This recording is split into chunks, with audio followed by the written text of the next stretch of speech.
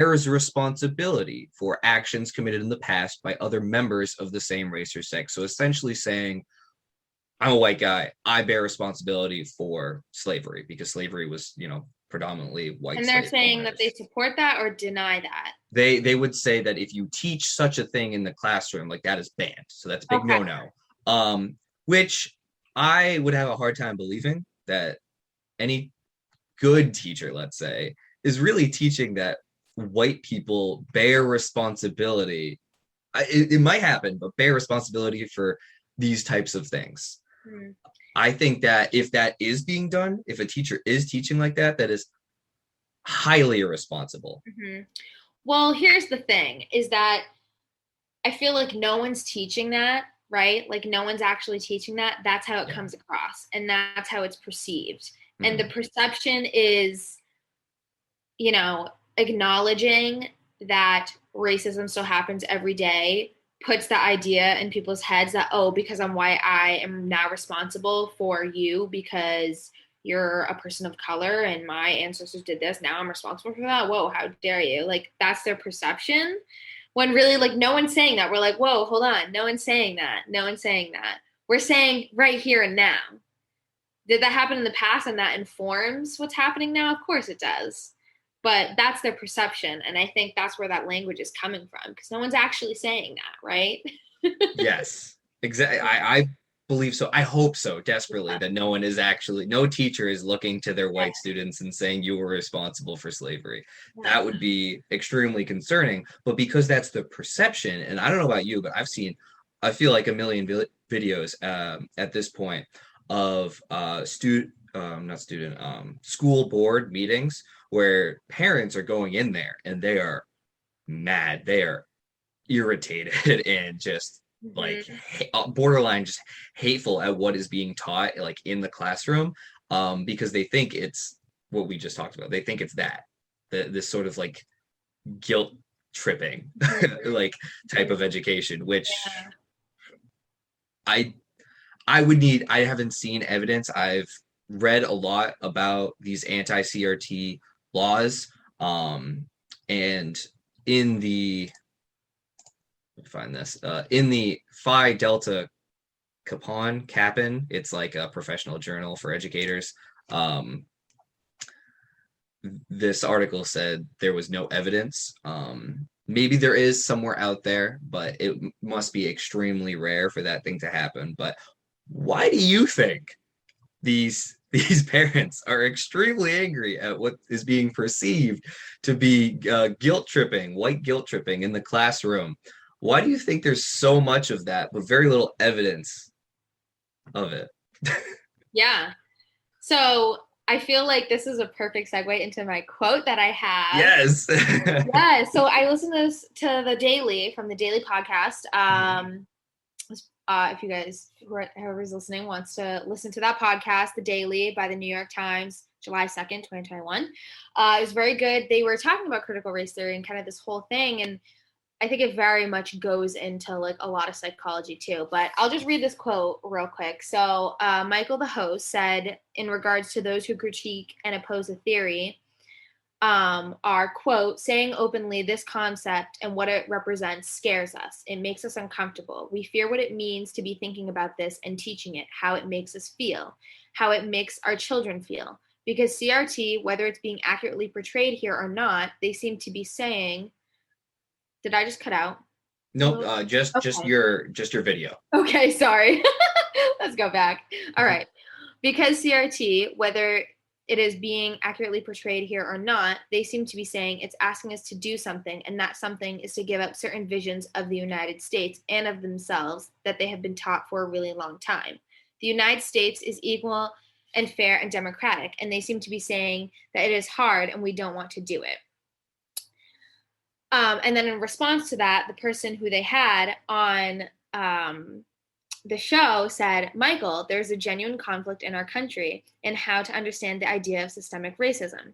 Very few Americans would deny that slavery and the entirety of slavery and Jim Crow were shameful chapters in U.S. history.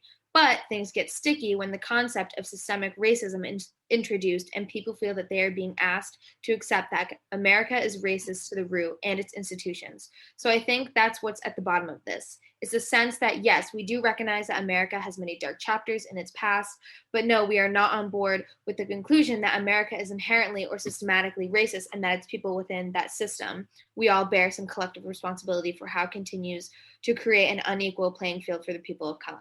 And I think that is said so eloquently and perfectly and captures exactly why parents are so mad. And I talked about this last week, this perception or idea that people have their whole lives, and when that part of their identity is ripped away, it's extremely scary and it promotes fear and anxiety. When you have this idea in your head of this world that you live in and the society that you live in and the person that you are, like, oh, America's a great place, American dream, if you work hard, you can get what you want, blah, blah, blah. And then to kind of have that shattered and to realize that America is not, the land of the free, like American dream place. If you work hard, you get what you want. That's hard to accept for people, especially for white people who live in poverty, because they have also had to work hard, but they also have had the system stacked against them and they don't realize it. And so kind of having that part of your identity of who you are being shattered and taken away, and then realizing that it's being taught in schools and blah, blah, blah, is just like, it's anxiety provoking and it causes people to be angry. And I think that's what it is. And that quote summed it up perfectly, I think. Yes, I totally agree. I love that quote. There's so many things to unpack here. First thing that comes to mind is the notion of American exceptionalism. I mean, this has been talked about very recently after. So we're recording this like a week after we withdrew from Afghanistan, and so the global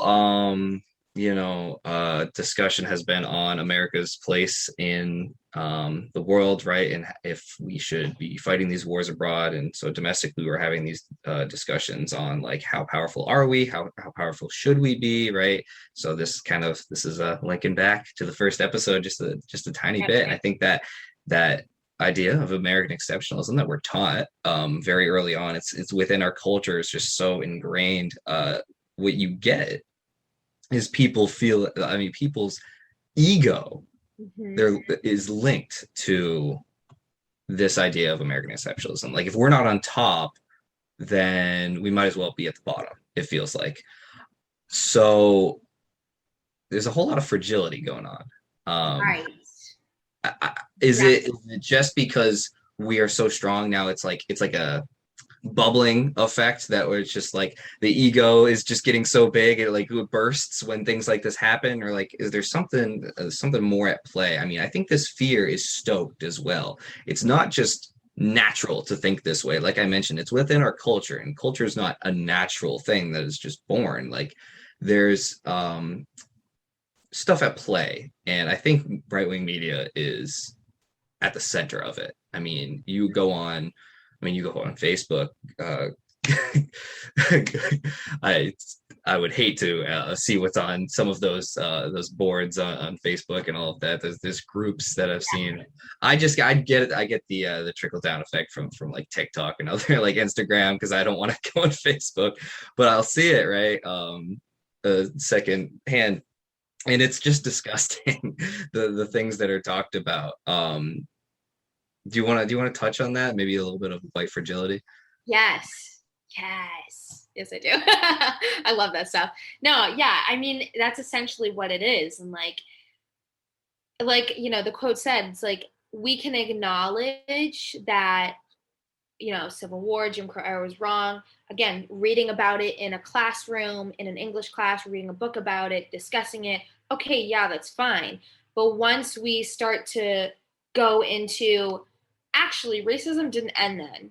We're still experiencing racism today, and people still experience racism today. And in fact, you have probably been racist in the past as a white person, maybe even as a person of color, because there is internalized racism, and that happens, And so that's hard to accept. And when that's kind of there, you get that white fragility of like, oh my gosh, who am I? What is even happening? And it just kind of spirals into this thing.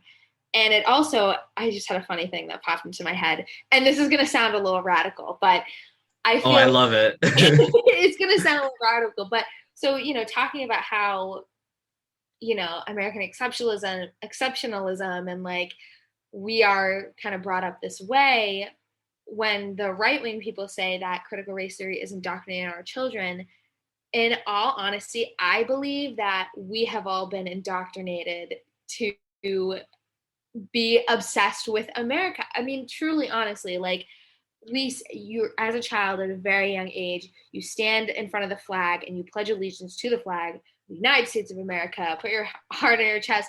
Yeah. And to other people, like that's, when you're young and you just do it and it's whatever, it seems totally normal. But like when you actually think about it and you look at other countries too, and it's like other countries don't do that every day and they don't pledge their allegiance to their country like that. And these messages that we get that if you work hard enough, everybody can get what they want. And all you have to do is just work hard and we'll all get there. And you hear that every day. You see it in TV, in a bunch of kids shows, in books. And that's why, literature and movie and media is so important. You see this and it's the same message over and over. That's indoctrination, to be honest. And critical race theory is saying, hold on, let's pump the brakes here. America's not so great as we all say it is. It's not land of the free, home of the brave all of the time. And that scares people who have thought that their whole lives and don't want to accept the actual truth. Yeah. Oh my God. I've had this discussion so many times with people on the other side of the aisle, Yeah. family members and friends Yeah. included. I hear this line a lot about critical race theory making white people feel bad. Mm-hmm.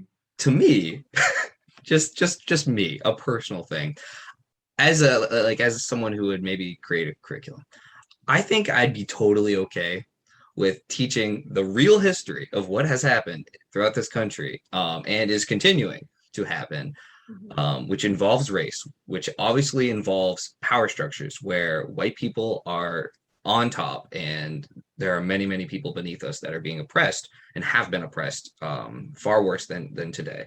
Um, I would rather teach about that than have people like white people be a little sad and feel guilty about that, like then omit all of that information. Right.